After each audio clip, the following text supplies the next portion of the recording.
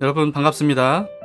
오늘도 하나님 앞에 나와서 함께 하나님을 바라보면서 예배드리는 여러분 모두에게 하나님의 은혜와 평강이 함께 하시기를 축복합니다.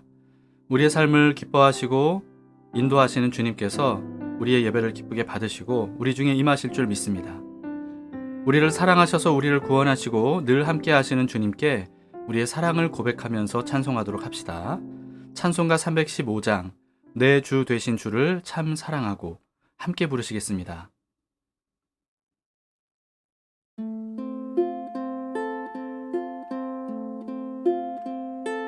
내 주 되신 주를 참 사랑하고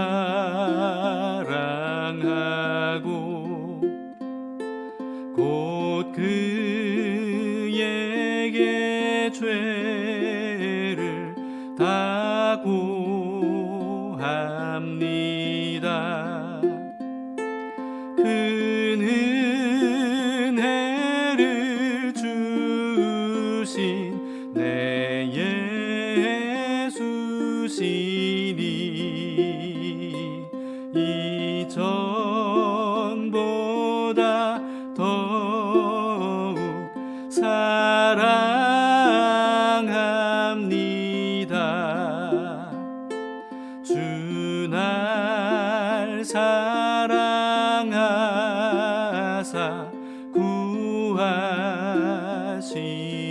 구하시려고 저 십자가 고난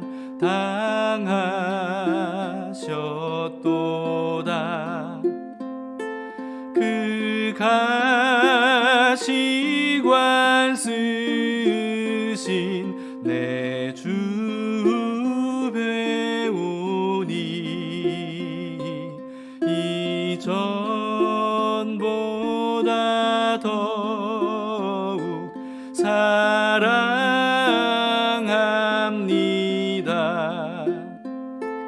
내 평생에 힘쓸 그 큰 의무는 주 예수의 덕을 늘 기림이라. 숨질 때에까지 내 할 말씀은 이전보다 더욱 사랑합니다. 그 영광의 나라 나 들어가서 그 풍성한 은혜 늘 감사하리. 금면류관 쓰고 나 찬송할 말 이전보다 더욱 사랑합니다.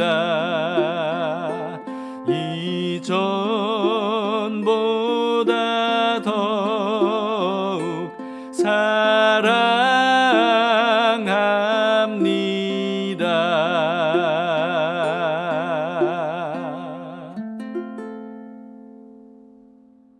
사랑합니다. 오늘 말씀은 잠언 31장 10절에서 31절입니다. 6월의 마지막 날인 오늘인데요. 현숙한 여인에 대한 교훈을 끝으로 잠언이 마무리가 됩니다. 누가 현숙한 여인을 찾아 얻겠느냐? 그의 값은 진주보다 더하니라. 그런 자의 남편의 마음은 그를 믿나니 산업이 핍절하지 아니하겠으며 그런 자는 살아있는 동안에 그의 남편에게 선을 행하고 악을 행하지 아니하느니라. 그는 양털과 삼을 구하여 부지런히 손으로 일하며 상인의 배와 같아서 먼 데서 양식을 가져오며 밤이 새기 전에 일어나서 자기 집안 사람들에게 음식을 나누어 주며 여종들에게 일을 정하여 맡기며 밭을 살펴보고 사며 자기의 손으로 번 것을 가지고 포도원을 일구며 힘있게 허리를 묶으며 자기의 발을 강하게 하며 자기의 장사가 잘 되는 줄을 깨닫고 밤에 등불을 끄지 아니하며 손으로 손뭉치를 들고 손가락으로 가락을 잡으며 그는 곤고한 자에게 손을 펴며 궁핍한 자를 위하여 손을 내밀며 자기 집 사람들은 다 홍색 옷을 입었으므로 눈이 와도 그는 자기 집 사람들을 위하여 염려하지 아니하며 그는 자기를 위하여 아름다운 이불을 지으며 세마포와 자색 옷을 입으며 그의 남편은 그 땅의 장로들과 함께 성문에 앉으며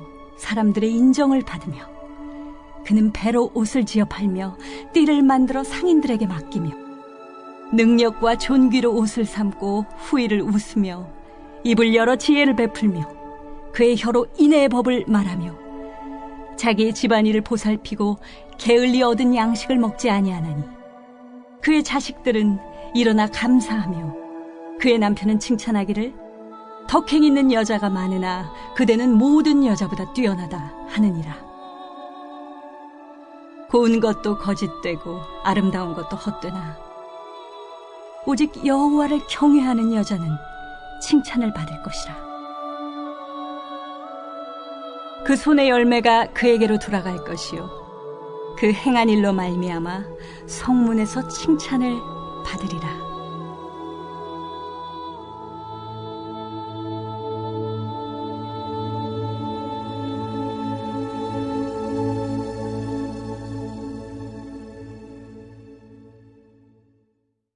현숙한 여인에 대한 본문의 묘사를 보면요. 우리가 일반적으로 생각하는 현숙한 여인과는 좀 거리가 있지 않습니까? 본문대로라면 슈퍼맨에 가깝지 않나 싶습니다. 그도 그럴 것이 현숙한이라고 번역된 이 단어는요. 힘, 능력, 영향력 또는 군대 등을 의미하는 남성 명사입니다. 여인을 묘사하는데 남성 명사가 사용되었다라는 점이 참 신기하죠. 아마도 그 이유는요. 본문의 현숙한 여인은 단순히 훌륭한 신부감의 기준을 제시하는 것이 아니기 때문일 겁니다. 우리는 잠언의 마지막 부분인 오늘 본문을 해석하기 위해서 잠언 전체를 우리가 기억해야 됩니다. 잠언에서 한결같이 강조했던 것은 지혜를 구하고 지혜롭게 살라라고 하는 것이었죠.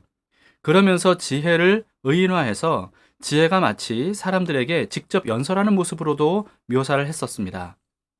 그런데 지혜는 여성 명사이기 때문에 여성으로 의인화되었던 거예요. 반면에 여성으로 의인화된 지혜와 대조되는 음녀도 반복적으로 등장시켜서 음녀를 조심하고 멀리하라는 경고의 메시지가 한동안 집중되어 있었습니다. 즉, 지혜라는 여성과 음녀라는 여성을 대조함으로써 어떤 삶을 사는 것이 지혜로운 삶이고 또 미련한 삶인지를 효과적으로 느낄 수 있게 해줬던 겁니다. 그런데 지혜는 단순한 여인이 아니었다는 것을 8장에서 밝히 알려주었어요. 지혜는 모든 만물이 창조되기 전에 존재했고 또 모든 만물을 창조한 장본인이다 라고 선포를 했던 겁니다. 이것은 요한복음 1장에서 태초에 모든 만물을 창조한 바로 그 말씀, 육신이 되신 말씀, 곧 예수 그리스도에 대한 묘사와 일치가 되는 내용이죠. 이로써 잠언에서 여성 명사로 묘사된 지혜는 만물을 창조하신 말씀 그 자체이신 예수 그리스도를 의미한다는 것을 우리는 알 수 있었습니다.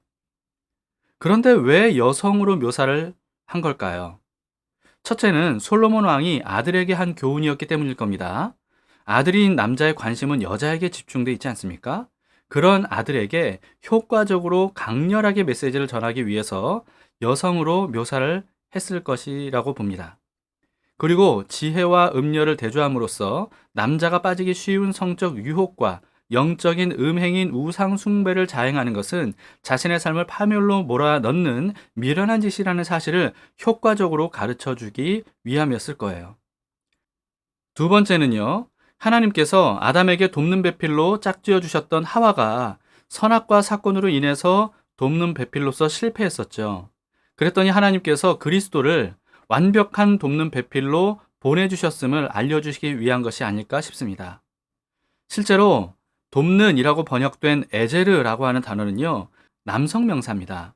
그런데 사람을 돕는 분이신 하나님께 주로 사용된 단어가 바로 에제르라고 하는 단어예요.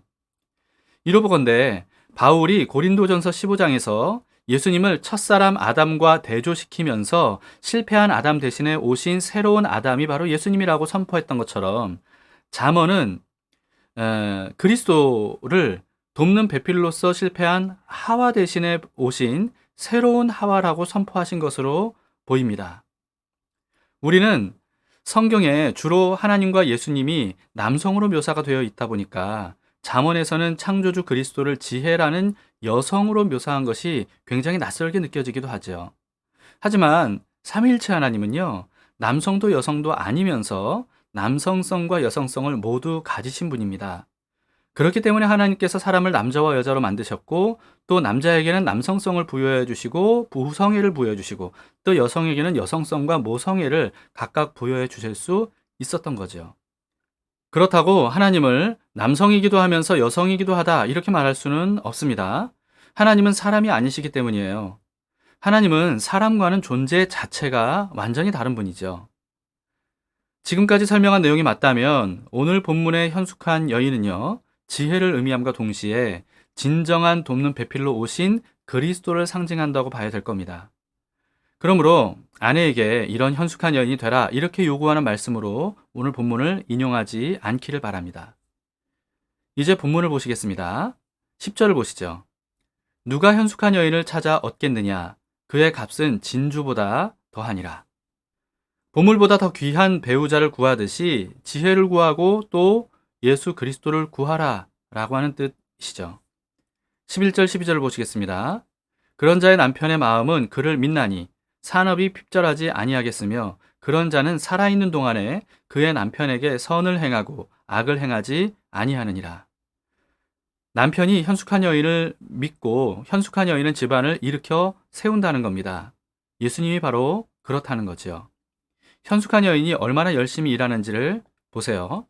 16절부터 18절을 보시면 밭을 살펴보고 사며 자기의 손으로 번 것을 가지고 포도원을 일구며 힘있게 허리를 묶으며 자기의 팔을 강하게 하며 자기의 장사가 잘 되는 줄을 깨닫고 밤에 등불을 끄지 아니하며 밭을 잘 골라서 구입한 후에 직접 번 돈으로 포도원을 일구고 또 밤이 돼도 불을 켜서 열심히 일을 할 정도로 장사를 잘한다라고 하는 겁니다. 24절을 보시면 그는 배로 옷을 지어 팔며 띠를 만들어 상인들에게 맡기며 밭일뿐만 아니라 배로 옷을 지어 만들어서 팔기도 한다는 거예요. 또 27절을 보시면 자기의 집안일을 보살피고 게을리 얻은 양식을 먹지 아니하나니 집안일도 열심히 보살피면서 부지런히 일한다는 거죠. 이처럼 우리를 돕기 위해 오신 주님은요, 우리를 위해서 졸지도 주무시지도 않고 일하시는 분이라는 겁니다. 우리에게 쉼을 주시기 위해서 주님은 쉬지 않고 일하시는 거예요. 그래서 예수님은 주님 없이 살아가는 이방인처럼 무엇을 먹을까, 무엇을 입을까, 무엇을 마실까 염려하지 말라 이렇게 말씀하셨습니다. 물론 그렇다고 해서 우리는 아무 일 하지 않아도 된다 이런 말씀은 아니에요. 이미 잠언에서는 개미에게 배우라고 하시면서 게으름은 미련한 것이고 부지런해야 된다는 사실을 누차 강조했었죠. 부지런하게 일하되 염려와 불안 때문에 쉬지 않고 일하는 것과는 다른 겁니다. 주님 없이 온전히 자신의 힘으로 살아야 되는 사람인 것처럼 그렇게 불안해하면서 일하지 말고 주님 안에 있음을 믿고 평안하게 주님께서 우리에게 주신 일들을 감사하고 기뻐하면서 일하는 것을 원하신다는 거예요. 왜냐하면 우리 주님께서 쉬지 않고 우리를 위해서 일하고 계시기 때문이죠. 그 다음에 현숙한 여인은요, 집안 사람들의 옷을 직접 지어서 입힌다고 합니다. 13절을 보시면 그는 양털과 삼을 구하여 부지런히 손으로 일하며 또 19절입니다. 손으로 손뭉치를 들고 손가락으로 가락을 잡으며 또 21, 22절입니다. 자기 집 사람들은 다 홍색 옷을 입었으므로 눈이 와도 그는 자기 집 사람들을 위하여 염려하지 아니하며 그는 자기를 위하여 아름다운 이불을 지으며 세마포와 자색 옷을 입으며. 아담과 하와가 최초로 입었던 옷은요, 하나님께서 직접 동물을 죽여서 가죽 옷을 지어서 입혀주셨던 옷이죠. 하나님은 옷을 만들어 입혀주시는 분이라는 겁니다. 그리고 예수님은 직접 우리의 옷이 되어 주시기 위해서 오신 분입니다. 갈라디아서 3장 27절에 이렇게 말씀합니다. 누구든지 그리스도와 합하기 위하여 세례를 받은 자는 그리스도로 옷 입었느니라. 옷이 우리의 수치를 가려주고 우리의 몸을 보호해 주듯이 예수 그리스도는요, 우리의 죄를 가려주시는 분이고 우리를 심판으로부터 보호해 주시는 분이죠.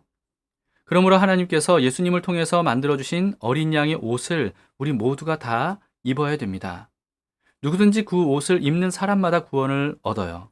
그러나 그 옷을 입지 않는 사람은 천국 잔치에서 쫓겨나서 슬피 울며 이를 갈 것이라고 마태복음 22장에서 말씀해 주셨습니다.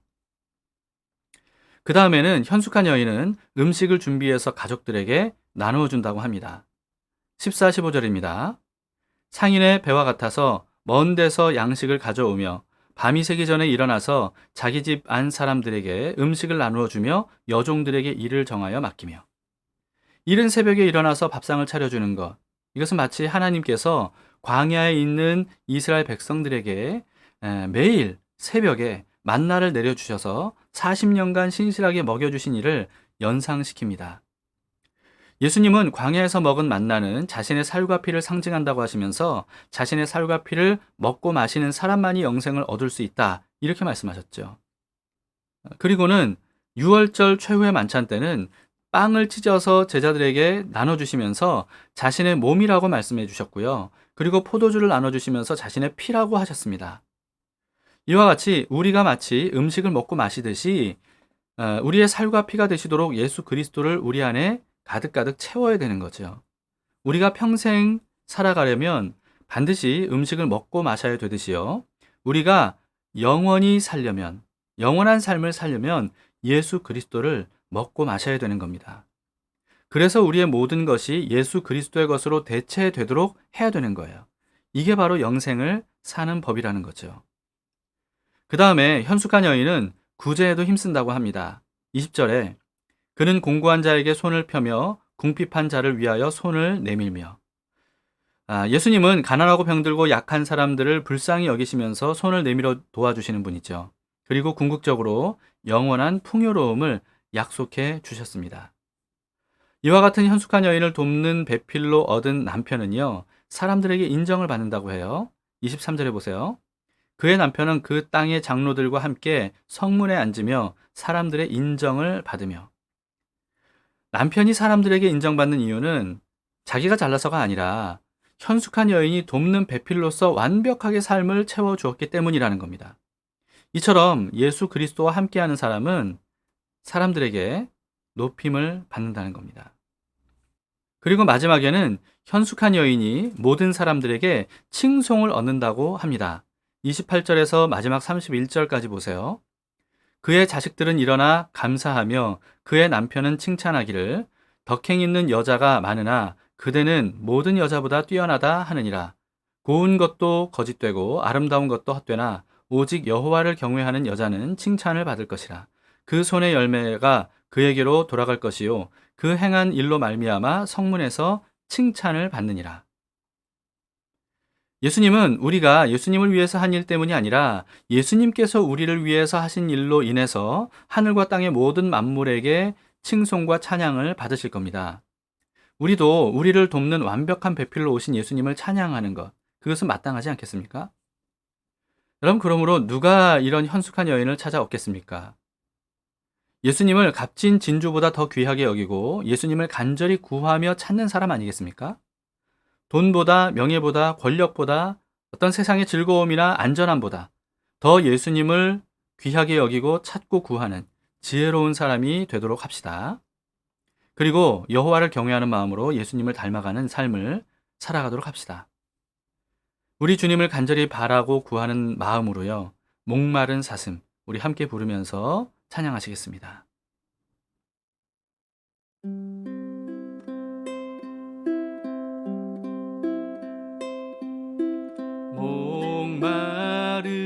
사슴시낸 물을 찾아 헤매이듯이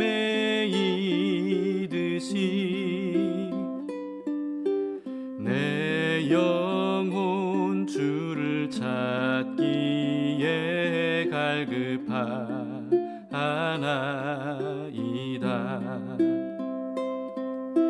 주님만이 나의 힘, 나의 방패, 나의 참 소망.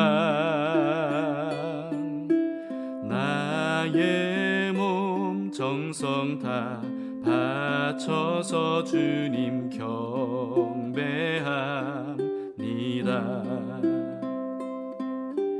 금보다 귀한 나의 주님, 내게 만족 주신 주, 당신만이 나의 기쁨 또한 나의 참 보배.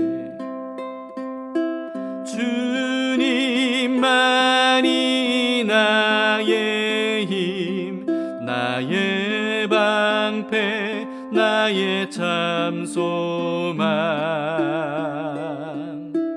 나의 몸 정성 다 바쳐서 주님 경배합니다.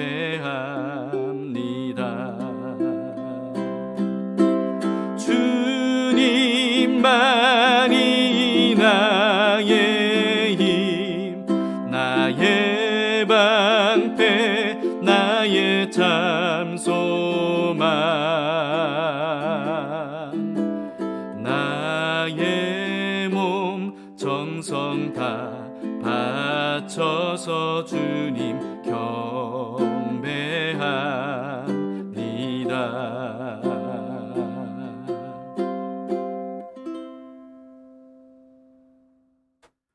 함께 기도하시겠습니다.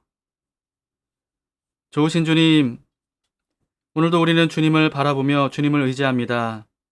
우리의 도움은 다름 아닌 주님이십니다. 오직 주님께만 도움을 구합니다. 우리의 삶을 붙들어 주셔서 오늘 말씀하신 현숙한 여인처럼 우리의 삶의 모든 것들을 주님께서 이끌어 주시옵소서, 또 채워 주시옵소서. 그래야 우리가 살 수 있습니다. 그래야 우리가 죄를 용서받을 수 있고, 그래야 우리가 복된 삶을 살아갈 수 있음을 믿습니다. 오늘 현숙한 여인처럼 돕는 분으로 우리에게 오신 주님을 바라보오니 주님께서 오늘도 우리의 손을 이끌어서 가장 좋은 길로 인도해 주시고, 그리고 그 손을 채워주시고, 그리고 우리의 삶을 이끌어 주시옵소서. 잠언을 통해서 그동안 우리에게 어떤 삶이 지혜로운 삶인지를 알려주셔서 감사합니다. 그 모든 은혜가 우리의 피가 되고 살이 되어서 우리가 그 힘으로 이 세상을 살아갈 수 있도록 도와주시고, 세상과 달리 주님께 복을 받은 사람으로 말씀대로 살아가는 저희들 될 수 있도록 도와주시옵소서. 오늘도 하나님께서 말씀을 통해 우리를 깨워주심을 감사하고, 또 말씀대로 살아갈 힘과 능력을 주실 줄 믿고 감사드리며 예수님 이름으로 기도드립니다. 아멘. 네, 감사합니다. 자, 두 가지 기도 제목으로 함께 기도합시다. 첫 번째는 부부가 한 몸을 이루듯이 예수님과 하나 되기를 원합니다. 이렇게 기도합시다. 우리가 주님 안으로, 또 주님이 우리 안으로 들어오셔서 주님과 함께 영원히 살게 해주시고, 또 날마다 순간마다 예수님과 동행할 수 있도록 해주시기를 기도합시다. 그리고 두 번째는 2달간 잠언으로 하늘의 지혜를 가르쳐 주시고 은혜를 베풀어 주신 주님께 우리 감사하는 그런 기도를 올려드리도록 합시다. 그리고 오늘 은혜가요, 앞으로도 계속 될 수 있도록 저를 위해서 하나님께서 저에게 지혜와 건강과 시간을 주시도록 여러분 기도해 주시면 감사하겠습니다. 자, 주님께서 오늘도 우리를 돕는 분으로 함께하고 계십니다. 그 주님을 우리의 눈을 떠서 바라보도록 합시다. 그리고 아무것도 염려하지 말고 오직 하나님의 나라와 의를 구하며 오늘도 복된 삶을 살아가시기를 축복합니다.